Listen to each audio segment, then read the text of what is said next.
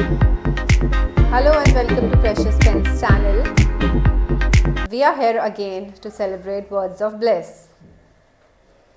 Today this time with our very own baker and master chef, poet Shivansh Aggarwal. Hi Shivansh. Hello, My my name is Shivansh Aggarwal, aka an all-time avid reader. I study in grade 5 in Mount Carmel School. As I told you before, I love to read books, swim, sing songs, and sing and cook food, which my mom does not like at all. I mean, she likes the food, but she does not like the mess I make. I clean it up sometimes, but I can only clean what's possible. No. I really wish there was an app or a genie to help you out within the kitchen so that your mom doesn't get offended anymore. Okay, so Shivansh, tell us about your poem. The title of my poem is Joyful World of Books. After reading the title, you'll probably understand that my poem is about a world of books. So I got inspired to write this poem when ma'am you told me to write a poem on whatever brought you joy and reverie. That very moment I had a sudden flashback to the time during the lockdown when I asked my mother to make me a tent. She used a bed sheet to make the structure of the tent where I would sit and read various books. Guess what? The bed sheet had the print of various book covers on it. So one day I started wondering, what if this is a dome of books? If such a world existed, how much fun there would be, right? Totally. I am transported to my childhood as well, where we would sneak into corners to read books, and of course my mom did not make a tent for me, and you're so lucky to have one. So anyone would love to get lost into a world of books. So tell me Shivansh, if this world existed in real, like you have written in your poem that you can swim inside a pool of books and people read under a tree and everywhere there are books and you are the king of that world. So if that world existed in real, so what would be the challenges one would face?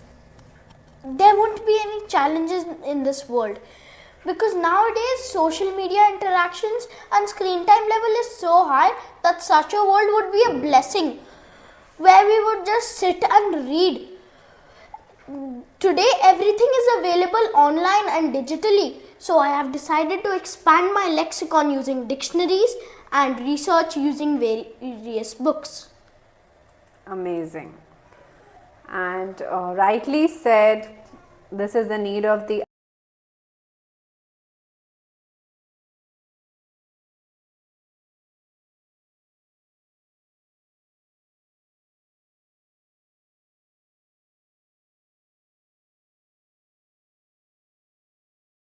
your hobbies. Tell us something you baked recently and that brought you joy. I would like to tell you an incident. Whatever I baked a cake last on 9th December for my mother's birthday. So when I was baking the cake, I was applying Nutella on the top to for the icing instead of the icing. So when I was transferring it from the turning table into a plate, it actually collapsed and was falling. So I caught it and half of my clothes were covered in Nutella. So that was what I call the baking disaster. I'm sure that must have been another reason for your mom to scream at you, but it was her birthday, so you got saved. So thank you Shivansh for these lovely anecdotes. It was so good to delve deep into your world of baking, to your world of books, and I'm sure you are an avid reader as you said yourself. So tell us which book are you reading currently? What's your favorite read? I am currently reading Harry Potter and the Cursed Child by J.K. Rowling, But my favorite book is the Gita for Children by Rupa Pai. It's all about the conversation between Krishna and Arjuna right before the great Mahabharata war. Oh, amazing! That's amazing. You must recommend it to all the young children over there. And what is the age group that one can read? Anyone can read it actually. I like it a lot because it's a magical book. Every problem of life is detailed there ravishingly. Whenever these days, me and my aunt play a problem solving game. Before we go to bed, my aunt gives me a problem. After that, I open the Gita and read it. Then the answer of the problem is right in my head. I'm so touched and humbled that what a wonderful upbringing he has been having by his aunt and everyone around him. So yes, in today's time, and children are going through a lot.